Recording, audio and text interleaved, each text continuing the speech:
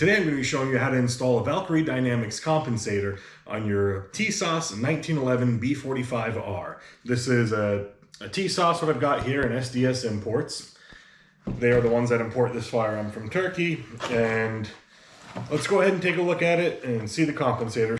So here's a Valkyrie Dynamics compensator. It's pretty nice, it's machined well, it's finished in stainless, and I also picked up a spring plug for them because I just know that the compensator will not fit with the stock spring plug on a Tisas 1911 B45R. Maybe other variations of this from Tisas, it might fit without the spring cap, but I've tried and it doesn't work. So now let's take a look at the firearm itself. I know this is unloaded, empty magazine.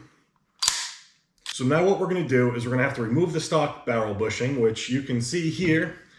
Don't worry, there's no one behind the camera. And as I just showed you, it is clearly unloaded. Okay, so now we need to remove the stock barrel bushing. To do that, you press in the spring here, and then you rotate if you're facing the gun, if you got to point it directly at your eyes, which I never do, you push your finger down here on the spring, and then you turn the barrel bushing over here counterclockwise if you were to look at it head on. And just be careful, keep tension on the spring cap because this is a pretty tough spring. Now to get the bushing out itself, some people remove the spring, disassemble the whole gun. You don't actually need to do that. You can pass through the barrel bushing, or you can pass the barrel bushing through the spring here, just kind of by rotating it over. And then once it's rotated and kind of locked in this clockwise position this way, the standard barrel bushing just comes right up, which we'll get out now.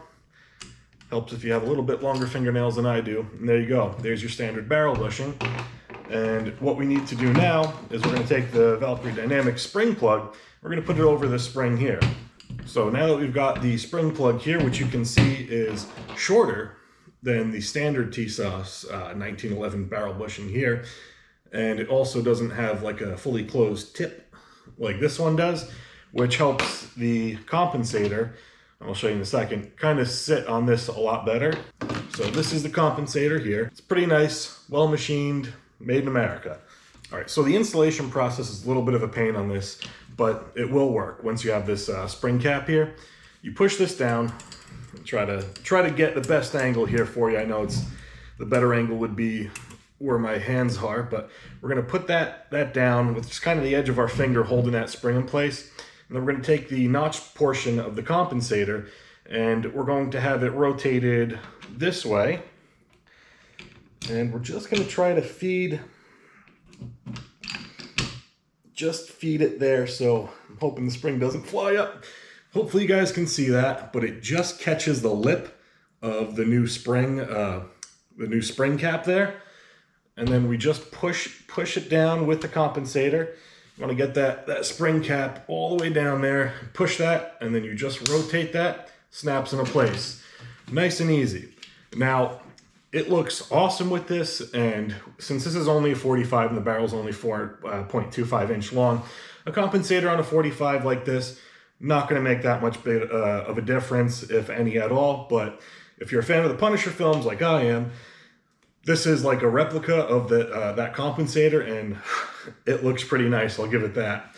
So now if you wanted to remove this compensator, basically all you would do is you would take like a screwdriver or something, maybe like a file, something where you can push down in here on the spring area there.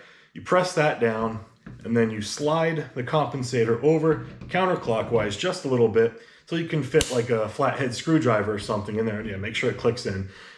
And then you just rotate it. I don't have something like that here with me right now, but that is the install. I'll put in the description below another link on how to remove them, but I haven't seen an install guide for the Tisas just yet, so this is how this is done for the Tisas. I'm going to have some more cool things like disassembling it, getting this beaver tail powder coated to this kind of satin silver, or maybe have it stainless, either way. Kind of like to mimic the Punisher gun, I'll be changing out the grips and doing a couple other little things with this. So if you're interested in some Tisas 1911 modifications, or if you're interested in any more future gun stuff, I'm going to be going to the range a lot and doing some cool stuff there as well. So make sure you subscribe, hit the like button if it was helpful for you, share it with a friend if it might be helpful for them. Remember, as always, keep it Val.